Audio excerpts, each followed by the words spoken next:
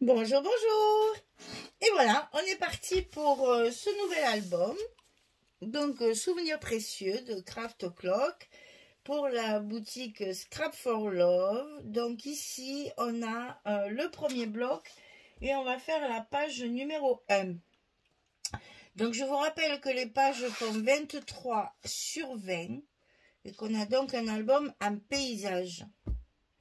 La structure ici, vous allez voir que j'ai fait beaucoup de cascades dans cet album. Alors, je ne sais pas pourquoi. Dans presque toutes les pages, il y a des cascades. Ah ben, ce sera l'album à cascades. Donc ici, on a une structure assez simple à monter. Simplement, il va falloir bien regarder les aimants. Parce que je l'ai fermé avec une carte par-dessus comme ça. Et donc, c'est ça qui va tout tenir. Alors, sur notre bloc directement, on va couper 4 fois. Et alors, retenez bien les dimensions parce qu'il y en a partout. Cascade et cascade. Donc ici, 18,5 sur 11. Je n'ai même pas marqué sur les autres. 18,5 sur 11. On plie à 16 et à 16,5 du côté 18,5. Ce sont des cascades avec un petit gousset puisqu'elles sont par-dessus la page de fond où il y aura aussi des photos. Donc ça, 18,5, 11, 16, 16,5, on le coupe 4 fois. J'allais vous dire 25 fois, mais je ne les ai pas comptés. Mais je vous assure, c'est impressionnant. C'est maintenant, en le préparant pour le filmer, que je me suis rendu compte que j'ai fait des cascades à toutes les pages. Bon, c'est pas grave. On est... Alors, par contre, vous allez les mettre bien au bord, ici, pour que l'espace soit au milieu. Enfin, bien au bord, mettez 1 millimètre si vous voulez. Hein. Mais c'est que je veux pas que ça frotte, là, quand on va l'ouvrir. Donc, essayez quand même de mettre un maximum de place entre les deux. Parce que pensez que dessus, il y a 4 photos chaque fois. Bien entendu, on colle ça au bord. J'insiste aussi sur le fait qu'il faut utiliser son plioir. Une fois que c'est collé, je ne sais pas comment il faut que je le dise ça. Parce que dans mes ateliers, je me rends compte qu'en fait, le plioir, il ne sert pas à grand chose. Et c'est dommage parce qu'alors le scrap, l'outil essentiel, c'est enfin, celui-là ou un autre, hein, mais c'est le plioir parce qu'on en a besoin pour marquer vos plis. Ici, quand je plie avec mon massicot, je le plie comme ça. Et après, je passe mon plioir pour que mes plis soient bien marqués et que justement, ça soit souple et que je puisse tourner, retourner sans que ça soit raide et pas précis, quoi. Donc oui, le plioir, on s'en sert beaucoup. Et on s'en sert également, donc les deux autres, évidemment, on les colle en bas. On s'en sert également pour appuyer sur les parties qu'on a collées. Ça me paraissait évident, mais je m'aperçois que ça n'allait pas du tout. Là, à chaque fois, il faut y aller là. Mais surtout quand on travaille avec du scotch, hein, si vous ne faites pas ça, ça va se décoller très rapidement. Même si votre scotch est d'excellente qualité, si vous ne dites pas qu'il faut se coller comme il faut, eh ben, il adhère pas bien. Donc, il faut vraiment... C'est important de jouer avec son plioir.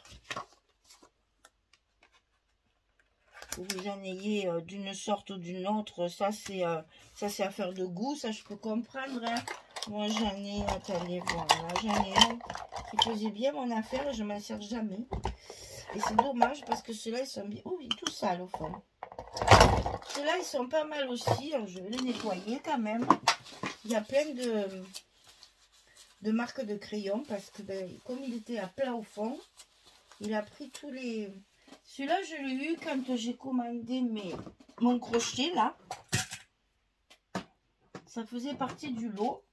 Et c'est vrai que ça aussi, c'est bien pratique pour maroufler, comme on dit en tapisserie. Et je suis bête parce que j'ai tellement tout le temps celui-là à la main que celui-là, je ne m'en sers jamais. Mais c'est vrai que c'est bien pratique aussi. Alors, on a collé les deux en haut, les deux en bas. bien en face, comme ceci. Là, c'est pratiquement fini. On a simplement à faire une petite pochette ici, mais qu'on collera sur le papier. Donc, j'ai choisi, évidemment... Ah, ben voilà, c'était là que j'avais écrit « Souvenirs précieux », le titre de la collection. Donc, ici, je vais coller mon papier. Et ici, je vais mettre une petite pochette. Alors, la pochette, 18 sur 6. Et sur le côté 18, on plie à 2, on plie à 16. Et on va le faire parce que comme ça, ça fera un petit peu notre épaisseur pour mettre nos aimants. Parce que nos aimants, ils vont être en freelance, comme on dit.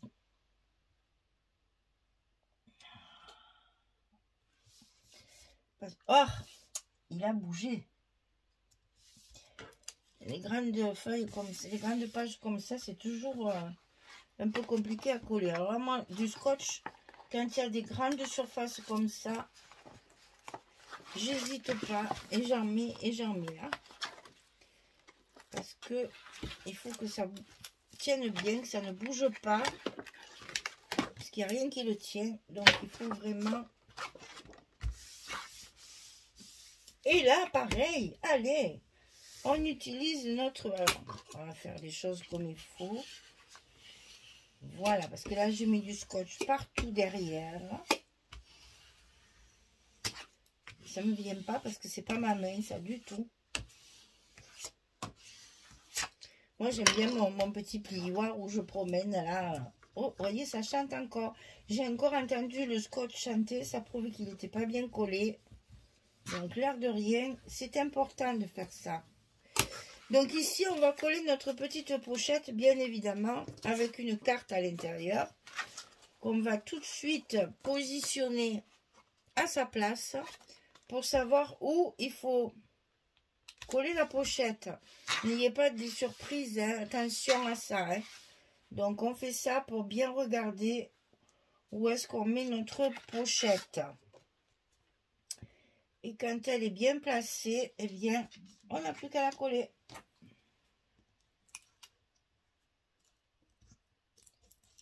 Et là, on est sûr que notre carte ne dépassera pas et sera juste correctement fixée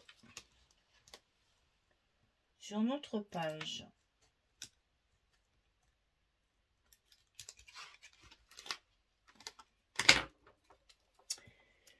Et là, un petit bout de scotch rouge en bas pour que ça colle bien. Et voilà. Et là, le scotch rouge, c'est encore pire. Hein. Il faut vraiment bien l'appuyer pour le scotcher. Et donc, notre carte va venir ici. Voilà. Donc, ça, c'est fait. On replie en bas, on replie en haut. Ensuite, on va couper un morceau de 15 sur 15. Alors, j'ai pas la collection 15-15, contrairement à l'habitude, ce qui m'arrange parce que souvent, c'est un peu compliqué de les utiliser. Mais j'ai voulu faire une grande carte comme ceci pour tenir ma page fermée. Alors, donc ici, il ne faut pas lésigner. On va mettre 4 aimants sur la carte. Dans chaque coin, comme ceci, on va mettre les aimants parce qu'il faut que ça tienne tout. Je reconnaissais beaucoup, 4, mais bon, on se rattrapera sur une autre page. On n'en mettra que 2. Mais bon, là, il n'y a pas le choix. Il faut que ça tienne. Hein. Et en même temps, il faut penser aussi que quand vous allez remettre votre carte sur le papier, là, il faut que ça adhère. Clac, clac, ça va se mettre en place tout seul. Vous voyez ce que je veux dire? Clac, clac. Si vous en mettez que 2, vous allez chercher chaque fois pour trouver les aimants. Et si vous en mettez 4, elle va se mettre en place toute seule. Comprenez que chaque fois, les personnes qui regardent qui feuillettent vos albums ne font pas de scrap. Donc c'est toujours difficile. Moi je vois chaque fois que je fais un album qui m'a été commandé par quelqu'un qui ne scrape pas, eh bien la première visualisation, on va dire, de l'album, il faut que je les aide. Sinon il manque la moitié des pages, la moitié des rabats, ils savent pas, ils osent pas tourner, voilà. Donc il faut penser que ceux qui regardent nos albums, eh bien, ne sont pas habitués à aller farfouiller de partout nos rabats, nos pochettes, etc. pour découvrir tout ce qui est caché derrière. Il faut y penser à ça. Donc là, quand la personne va regarder l'album, eh bien, en remettant la carte, elle va se mettre tout de suite en place. Enfin, j'espère, toujours pareil. Alors, on va essayer de mettre ça au milieu, tant qu'à faire. Alors, attention, parce que sinon, non, ben, je ne peux pas le mettre au milieu. Parce que sinon, ici, alors, on va les mettre dans l'autre sens. Parce que je voudrais quand même que ceux du bas, ils soient sur cette page-là et non pas sur l'autre. Oh, eh ben, ça va pas être possible.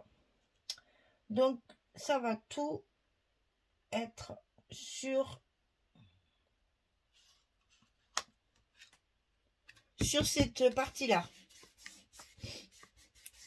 Sur les cascades du haut. Les 4 aimants seront sur les cascades du haut. J'aurais aimé le contraire, mais c'est pas possible. Sinon... Voilà. Alors, ici, hein, on n'oublie pas un petit coup, là, parce que... Vous voyez comme le plioir est important. C'est pour ça que moi, je les use. Que je m'en sers tellement. Alors, donc ici, quand votre carte sera de côté, vous voyez, hop, elle se met en place toute seule. Et elle tient bien la page fermée, il n'y a pas de souci. Donc, c'est très bien comme ça. Donc ici, j'ai prévu sur le dessus. Ah, ça aussi, vous allez voir, j'ai fait beaucoup de patchwork. Parce que justement, la collection 30-30, ben, je l'ai utilisée pour ma couverture, dedans dehors. Et du coup, eh ben, il me restait que 3 pages, je crois, pour faire tout l'album. Donc j'ai tablé, puisqu'on a quand même du 23, hein, j'ai tablé sur du patch, beaucoup. Donc comme il y a beaucoup de fleurs, ça me permet justement, que pour pas que ce soit trop chargé, ça me permet justement de pouvoir mettre des papiers unis et d'adoucir un peu le côté chargé du papier. Et vous allez voir, si vous le faites partout, eh bien finalement ça fait super joli. Moi j'aime beaucoup aussi ce genre de truc là. Voilà. Vous voyez comme ça met de suite en évidence les fleurs sans charger. Et évidemment de l'autre côté, ben, je me suis amusée à mettre un espace photo, bien sûr. Alors, je l'ai mis comme ceci. Et je m'aperçois que mes machins, ils vont être en plein dedans. Donc, je pense que je vais la mettre comme ça. Ça sera mieux. Alors, on va essayer de faire les choses proprement. C'est toujours pareil, ça, hein, quand on fait les trucs sans les coller. Après, des fois, on a des surprises en filmant. On se rend compte que ça va pas du tout ce qu'on a fait. Mais là, je pense que ça va aller dans ce sens.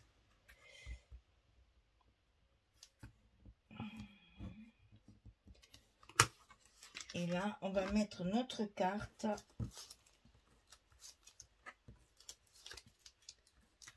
J'ai quand même, c'est une page 15-15, enfin c'est un format 15-15.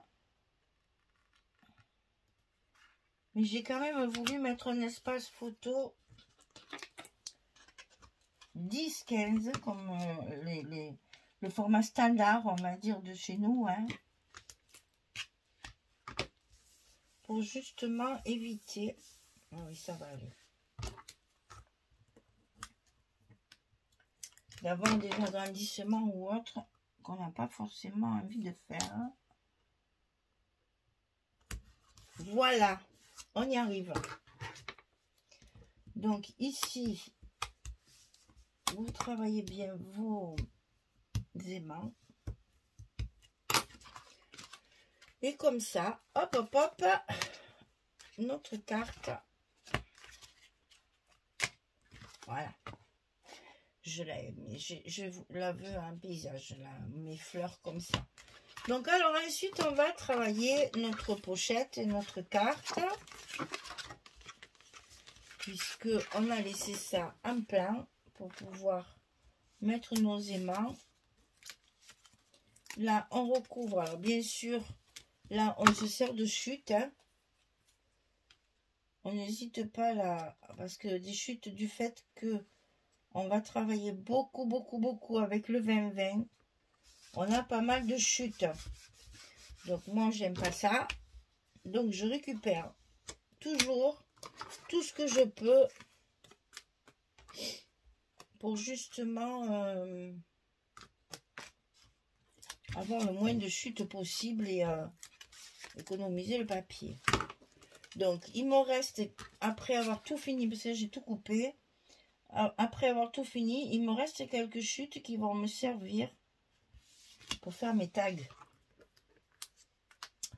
Et ça va être bien utile. Parce que là, celui que je vous ai montré, il n'est pas recouvert derrière. Et ça, je pense que je vais le faire avec du papier de la collection. Parce que je ne peux pas les recouvrir tous derrière, parce qu'il y en a qui vont être collés pour faire des stops, pour glisser des photos. Donc, aucun intérêt de mettre du papier. Donc, au fur et à mesure des besoins, je mettrai le papier derrière ou pas.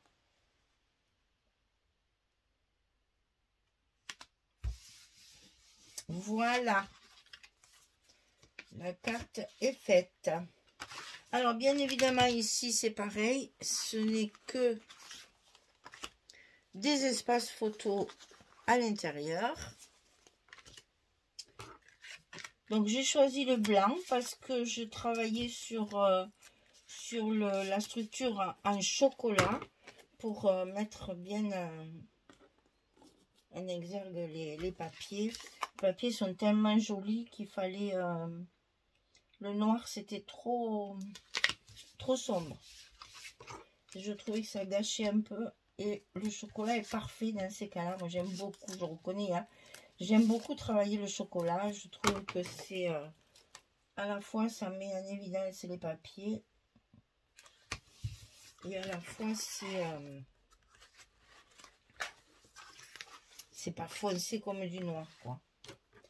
Moi, j'aime beaucoup le marron. Ben oui, et le chocolat. C'est un très joli chocolat, en plus.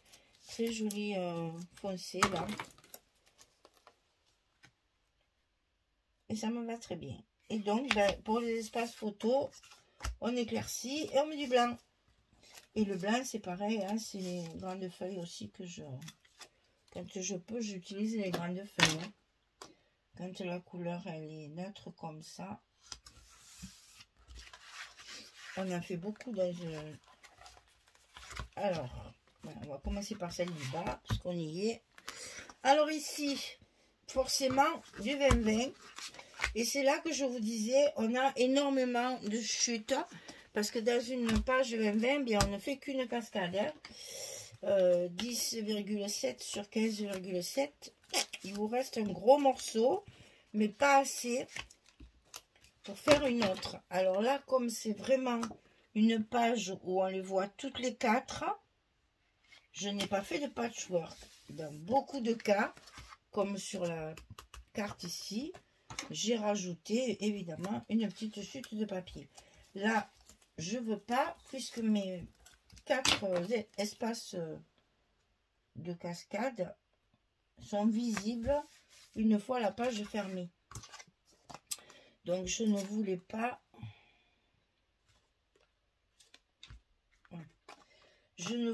les mettre des chutes de papier pour que ça fasse un petit peu. Il y en a déjà sur la carte de dessus, donc ça suffisait. Et vous voyez, c'est pas très compliqué comme structure. Tout est dans le choix du papier et dans la décoration. Et c'est souvent comme ça qu'avec le papier, on va s'en servir pour faire de la déco, pour faire... c'est pas la peine de faire des structures très compliquées. Pensez aux personnes qui vont feuilleter votre album. Hein. Si c'est trop compliqué, d'abord ça risque de s'abîmer. Et ensuite, on risque de passer à côté de certains espaces photos s'ils sont trop cachés. Hein.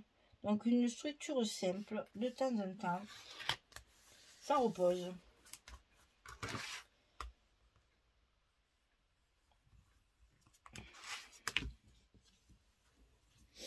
Voilà, donc ici, j'ai plus de papier, donc tout est bon. Et ici, je n'ai plus... Ah, j'ai dit que je la mettais comme ça. Voilà, vous voyez, on voit tous les espaces photos, enfin les cascades. Et donc, du coup, évitons les patchs là. Parce que là, le patchwork qu'il y en a là, après, ça ferait trop charger si on en avait mis de ce côté. Donc, tant pis, on utilise 80-20, c'est pas grave. On a appris la possibilité dans les autres pages, vous allez voir, d'utiliser les chutes de nos pages 20-20. Donc, vous voyez ici déjà, on a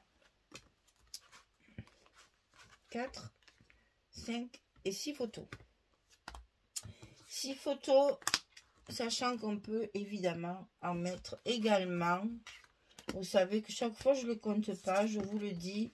Mais ici, on peut en mettre une, bien évidemment, et ici aussi, hein. Et là, qu'est-ce que ça va faire joli? J'en ai des tout petits, des tags. Ah, je vais vous montrer. Ah, ils sont pas faits. Je les ai pas faits, mais je vais vous montrer ça. Regardez comme ça va faire joli. J'en ai de plusieurs dimensions. Alors, il est où l'autre? Ça, c'est le moyen. Il est là. Il y a ceux-là aussi qui sont jolis. Oh, ça fait une petite découpe. Vous voyez, pour mettre sur une pochette. Avec pas grand-chose. Et on utilise nos chutes de papier. C'est ça qui est bien. Et les papiers, au moins, après, il en reste plus. Je vois plein de vidéos en ce moment. Je ne les regarde pas parce que je n'ai pas le temps d'abord. Mais sur YouTube, quand je feuillette YouTube le soir, là, je m'aperçois qu'il y a beaucoup de gens qui font des vidéos sur comment ranger les chutes de papier. Bien écoutez les filles, ça je vous en ferai jamais. Parce que moi, il m'en reste jamais. Hein. Ce qui me reste en général, c'est vraiment inutilisable. Et donc, bah, s'il me reste 3 petits morceaux comme ça, moi je... Vous voyez, par exemple, là, j'ai pas fait tous mes tags encore. Il me reste que des bouts comme ça. Et si chaque fois je garde tout ça, je m'en sors plus. Donc, je vais utiliser beaucoup pour mes tags. Et après, ben, il va me rester des petits bouts comme ça. Moi, je jette après. Hein. Sinon, de toute façon, après, on se surcharge notre atelier. On ne s'en sert jamais. Donc, moi, désolé, moi, je ne les garde pas. Mais franchement, ce que je jette, c'est rien. Hein. J'utilise mon kit, mon colis à fond. Il ne me reste pas grand-chose. Voilà. C'est joli, hein? J'aime beaucoup ce papier. Voilà, la première page est terminée. On va pouvoir passer à la page verso. Donc, j'espère que ça vous plaît. Ben, évidemment, là, il manque la dentelle, il manque la déco, il manque... Voilà, mais ne vous inquiétez pas, ça va venir. Je ne vais pas mettre de la dentelle comme j'ai fait sur mes couvertures partout. Hein. Il y en a sur les tags de la dentelle, donc je ne vais pas surcharger. Mais là, par exemple, je pense que là, si je mettais un gros tag comme ça, je trouve que ça cache la fleur. Donc là, par contre, je vois bien là et là. On verra ça quand on aura l'inspiration et quand on s'occupera de la déco. Moi, je fais la déco chaque fois que j'ai fini un bloc complet. Je fais ma déco et je le mets sur mon accordéon. Parce que si vous faites la déco à la fin avec vos 8 pages à faire, enfin 10 avec les couvertures, on s'en lasse. Hein. Donc moi, je le fais au fur et à mesure pour avoir bien envie de décorer. Bon, c'est ce que je préfère, certes, mais bon, quand vous faites tout d'un coup, c'est un peu long. Là, tranquille, une après l'autre, parce que là, il n'y a pas beaucoup à faire. Hein. Il y a un petit truc ici. Un petit truc ici. Là, par contre, les tags, ça irait bien. Il n'y a pas grand-chose à faire, hein, si vous voyez bien sur cette page. Donc, on peut très bien le faire au fur et à mesure. Voilà, mesdames, je vous souhaite une belle journée. Je vous souhaite une très, très bonne soirée. Profitez du mauvais temps pour rester chez vous en famille.